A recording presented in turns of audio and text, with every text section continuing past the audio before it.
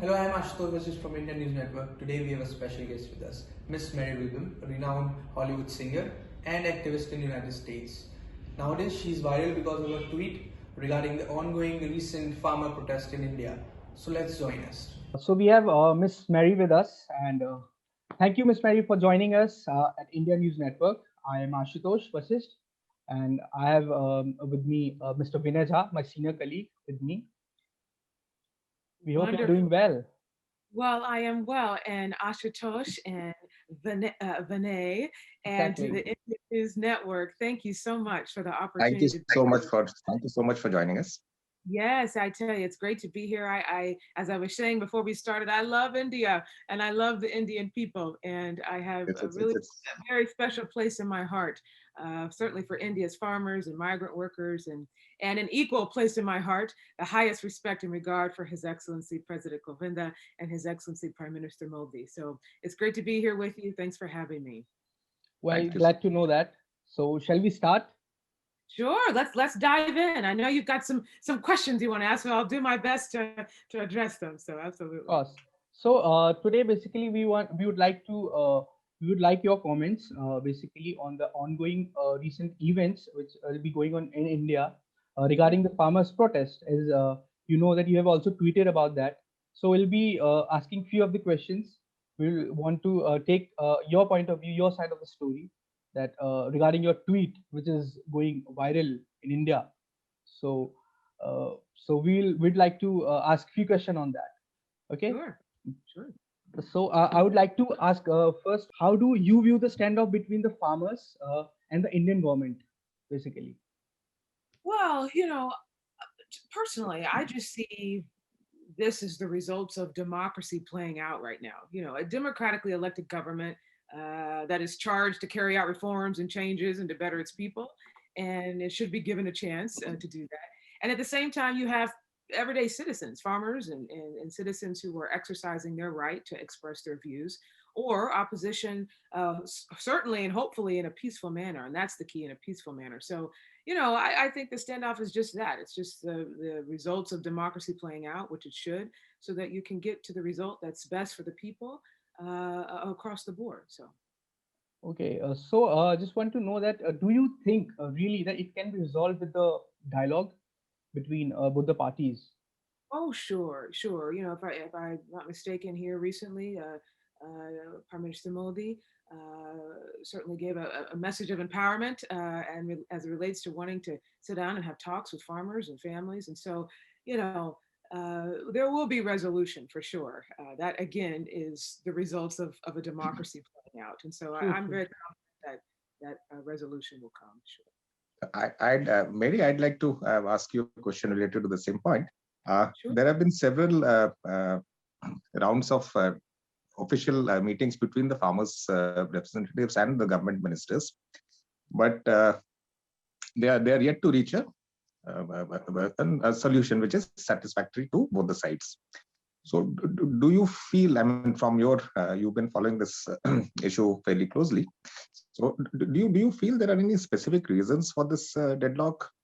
Are there elements who could be resisting a successful outcome to such a dialogue? I mean, what is your take? What do you feel? What is your assessment of this stalemate? Well, the common phrase we hear, Rome wasn't built in a day. So, a democracy, certainly, and the results of a democracy and getting to resolution, certainly when it has to do with the conversation of livelihood, and that is certainly what this is. We're talking about the livelihood of farmers, the backbone of India. So, it's a complex issue, lots of complex points involved. And so, I think the timeline certainly will take its course. And as long as there is agreement, certainly between your great leader, Prime Minister Modi, and farmers and those representing to come to the table to find the right solution, certainly, it'll play its course out and resolution will come. Again, as I said in my public statement, I have full faith in Prime Minister Modi's vision for farmers and for India at large. And I think I think we should give the government a chance to present a framework, a national framework that really is in my opinion, best for the livelihood of farmers. Okay. Mhm. You spoke about the government's vision just now, and you expressed hope that this vision would translate to uh, positive developments on the ground for the people of the country. Yeah. Are you aware of? Would you like to mention some policies some decisions which you feel have helped, or do you feel that the government can take to uh, expedite development, India's growth? Uh, from the outside, what is your view about India's status Sure. right now? Well, I tell you, if there's one conversation happening all across the world, it is India. India, certainly, we're all still experiencing the difficulties, certainly of COVID, and so Right, right, it has forced us all across the world to become innovative, certainly from a level of high leadership. And so, uh, what I believe, certainly as it relates to the leadership and the Indian government. And from a global context, President Kovind, Prime Minister Modi, the Indian government really has positioned India to be a new leader in global commerce and has certainly gathered the attention of the world as it relates to doing business in India.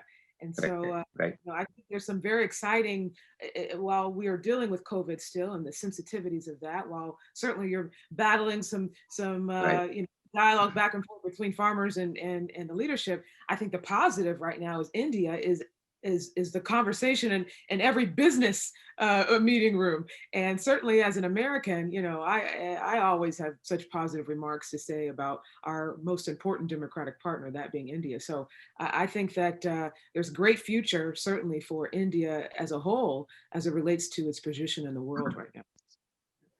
So I would like to know one more thing. I think it's very interesting for the viewers. So as a celebrity, what's your social responsibility?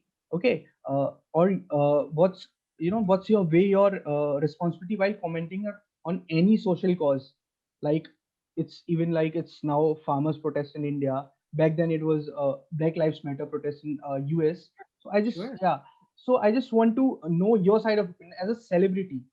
How would you judge that you have to comment on that specific specific note of the protest? So I just want to Sure. know that. Sure, absolutely. Thanks for your question.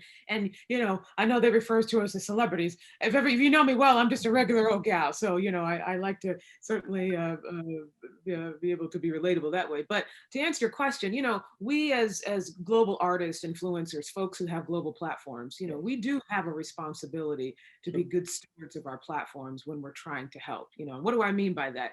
We have to make sure that when we engage about a social cause or a global problem, that we are contributing to the conversation for the betterment of those in need and not distracting from the conversation. In this case, I think the goal of any celebrity or any responsible citizen, I would say, should be to help improve the lot of Indian farmers and raise global awareness as it relates to what's going on right now and all of the different voices that have joined in outside of India on this conversation. But any step or statement or social media post that encourages social unrest is certainly not good, neither in the interest of India, the United States, or the world. And so, as responsible citizens of the world, we really, we should be mindful of that. And when we're blessed with these kind of platforms, we have to be responsible. I think maybe jumping the gun here a little bit, but I think read a lot of certainly all of the responses to folks who jumped into this conversation. And I don't believe that anybody means ill when they're trying to be helpful or state their opinion about a cause, but it's just important that we are responsible in that way. And if it helps, people say, well, what's your metric to giving public statements? For me, I comment publicly on a social cause or in favor of helping those I'm commenting on when I have a relationship with them. I have a relationship with India and the Indian people. I have a genuine love for Indian farmers, for migrant workers, for the Indian soldiers who are the backbone of India. I've met many of them virtually, their families. I understand their needs. I've met a lot of them over the course this last year when I had the great pleasure to perform virtually for India's Independence Day and for Diwali. And so I have a relationship with India. And so that is the metric for how I respond publicly for any conversation. And in that same energy, I would say I have a deep respect and admiration for Prime Minister Modi and the Indian government. I believe the Prime Minister is a great leader. I support his vision in this specific cause. And so my mutual love and relationship for the Indian people, and certainly for Prime Minister Modi, is what prompted me to share, in the context of this cause. So relationship is key when you want to comment about anything. True that. So, I just want to know that do you think celebrities sometimes make mistake while giving their opinion on such complex issues? Sure. Well, nobody's perfect, so we all are prone to make mistakes here and there. Certainly as it relates to public responses. I think in this context, as it relates to the protest and the conversation of farmers, you know, some of the public statements that I read have not been helpful. I'll just be honest. I think that while they have created a global awareness about farm issues, in my opinion, some of the comments that have been thrown into the larger conversation have been somewhat uneducated. And those statements have only fueled the fire, not really helped farmers. So I would only caution us all, myself included, when we make public statements as public figures and celebrities or artists or whomever, that we're making statements that are really contributing to the conversation. And I don't think those persons who have commented meant to do anything ill will or intended to say anything that would hurt the conversation. But I just think we have to be more careful about our public statements to make sure that they really are helping the cause. And that's very important. To pick up from the point that you just made about Yeah. responsible comments and playing a responsible role when it comes to uh, uh, people who are big internationally, whether they're celebrities, whether they're in other social fields. I just wanted to know, but do you think something which some people believe is a targeted international uproar about the internal policies of a country? Do you feel that it is justified, or is it good? Is it bad? I mean, what is your take on a campaign of the sort that has unfolded over the past few days? Sure. Well, thank you for your question. Vinay, right? Vinay. That's right. That's right. The world is very small because of technology. And so any conflicts that happen between free citizens and its government certainly will always become a global conversation. We've seen that certainly in the United States here recently, and certainly what you're experiencing in India. So, my response to that is it's important that democratic values are upheld. Absolutely. Citizens should have the right to protest. That's the beauty of a democracy, the freedom of speech, the freedom of press, but peacefully. And governments should always uphold freedom of expression and freedom of press, but certainly come in and lead immediately when violence or things take over the conversation, which is certainly not helpful. So, but in the context of outside energies and persons and folks involved when these kinds of international, I would say, crises happen, you're going to expect the world to respond, especially Okay. by the way India has been positioned. Again, as I alluded to earlier, India is in a wonderful position right now when it relates to global commerce and people wanting to do business in India. So everyone has an interest in India, the good and the bad. And so, Okay. I think that's important to recognize. Technology has magnified that. And again, I think if you want to become involved in the conversation, to be helpful to the Indian government, be helpful, especially to farmers and those that are in need and are concerned about their livelihood, do it in a way that is constructive and contributing to the conversation to help. Don't distract from the conversation, contribute to it. And I think that's important. Okay, talking of the protest, I just want to know that do you think that police and the security agencies are within their rights to take preventive measures, to maintain the peace and law and order? Well, I will tell you, I am a big supporter of law enforcement in America, and I believe that as we exercise our rights to speak and share our voices in support of causes, that we do it in a peaceful manner that is supportive of law enforcement. Absolutely, I believe in law and order. I believe in law enforcement, and never should the public conversation of discourse get to a level where there's violence or where there's loss of life. Just as India has experienced some of that in the context of the protest, and my sympathies to the families that have lost folks for sure. We have experienced that in the United States as of late, and never ever should the elements of a democracy, the freedom of expression, the freedom of speech, freedom of press, freedom to protest peacefully, ever lead to acts of violence or the loss of life. And so I always encourage, as you get out to raise your voice and protest, be respectful of law enforcement. They're only there to help you, to be honest. And sometimes, in the United States, I can say we've experienced conflict with law enforcement and peaceful protesters, and that's just fortunate. But at the end of the day, I believe, certainly when I speak of our great law enforcement in America, that they're there to help. They're there to help facilitate the freedom to speak and the freedom to protest and the freedom to march.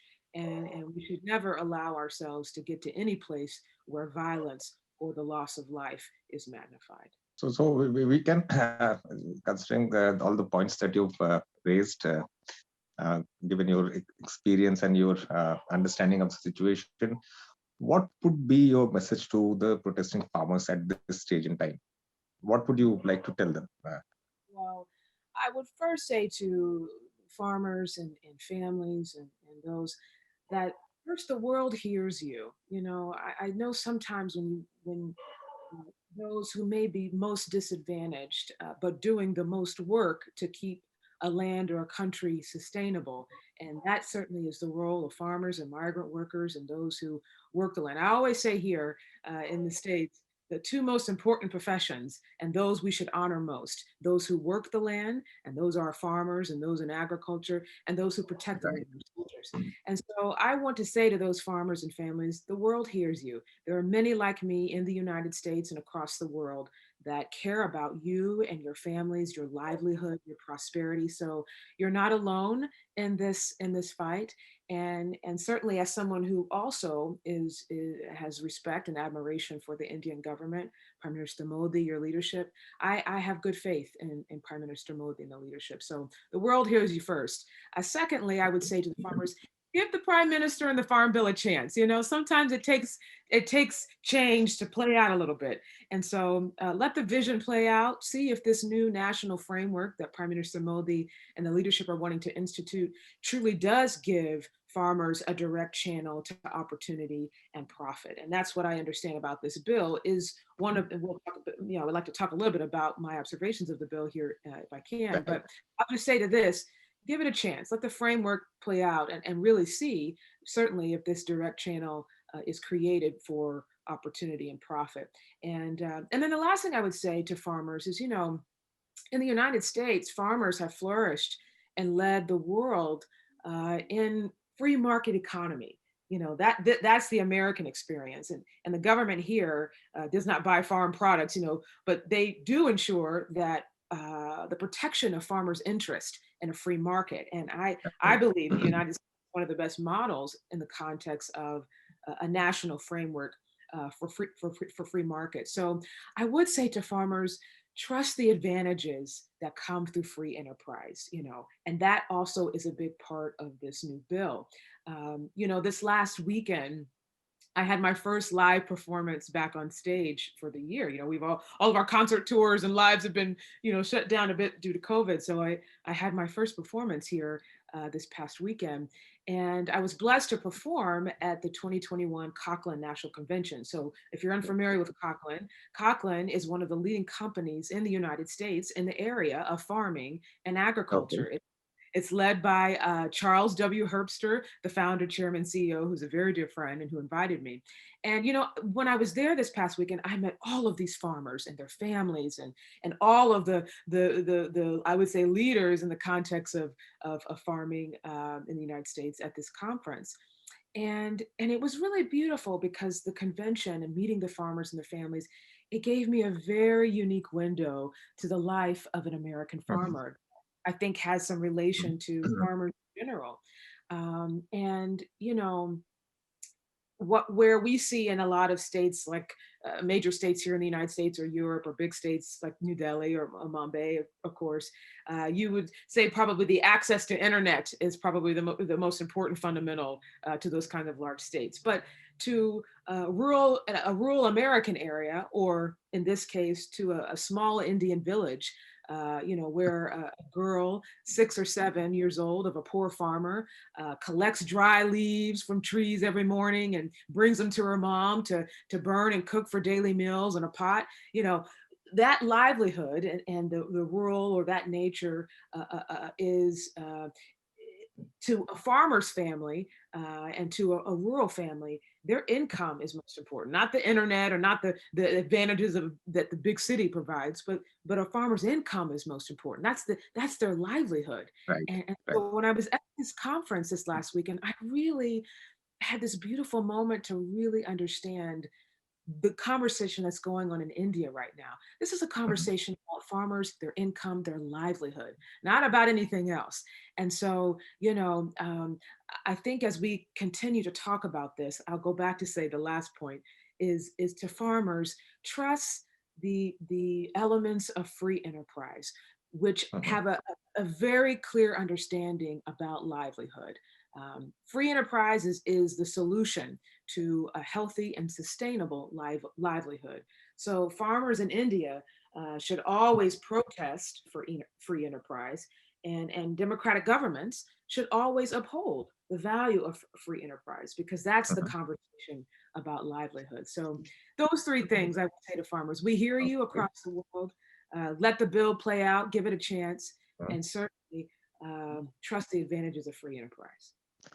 Thank you so much, Mary. We've had a wonderful conversation, and I'll tell you, for- it's such a joy, really, to be with you, and it was really nice to see you so well up on what's actually happening on, not just what's happening on the ground, but also what the government is trying to do and what could be the best way ahead. So it was a wonderful and explaining everything minute information which we can give to our viewers, and it was nice talking to you. Well, I want to say one more thing, if I can, if you don't mind. Yes, yeah, please. I just want to say how important this conversation is as it relates to what's going on in the world right now. Certainly in America, we have unfortunately experienced some of these same types of protests and conflicts between citizens and government. So that's really why I wanted to express to farmers, we really do understand. There's lots of people across the world who understand that. And it's important that this conversation plays out for the betterment of farmers.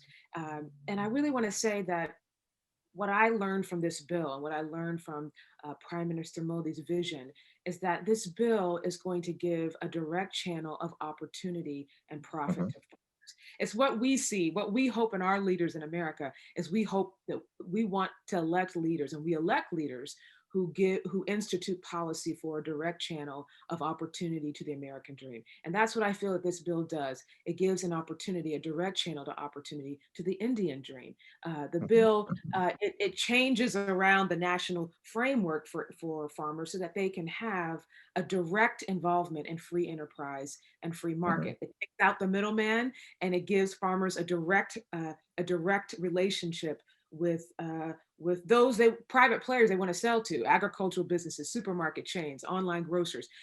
That it gives them a direct channel to free enterprise and free market. No law is perfect. There's always improvement, always necessary improvement when you're dealing with large scopes, large policies like this. But I really want to encourage farmers to see the positive of this bill. I have now read a bit more about it and the framework of it.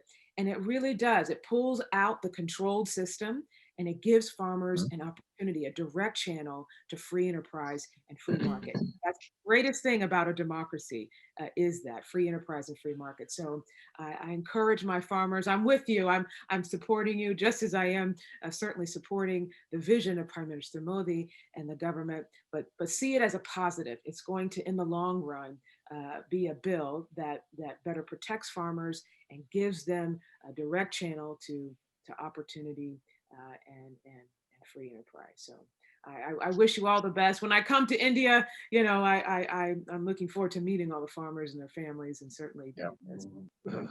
We look forward to having you over in India, and we wish you all the best in your future endeavors. Now that life is getting back on track post-COVID, so we wish you all the best. And thank you so much for sparing time to come on this discussion with India News. Thank you so much. Thank you so much, Mary. Thank you so much. Thank you very much. God bless. Thank you.